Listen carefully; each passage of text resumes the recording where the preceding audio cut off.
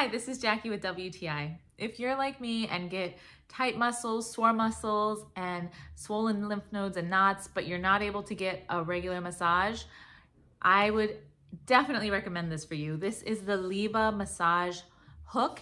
It is a self-massage tool, so you can use it with these knobs to get all of those tight parts of your back, your upper neck and shoulders, and even this part works the sides of your legs.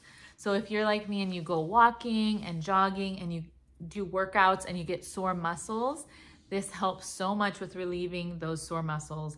It feels so incredible. You have got to try this.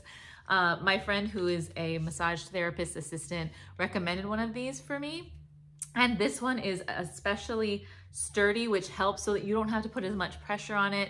Just a little pressure and you can get those knots really well all by yourself without having to have a massage therapist.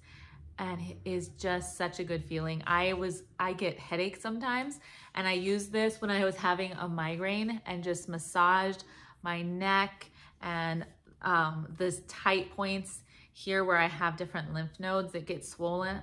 Ooh, just feels so incredible, and it relieved the pressure in my head. And I was literally on a conference call with work, just sitting there doing this and massaging my neck.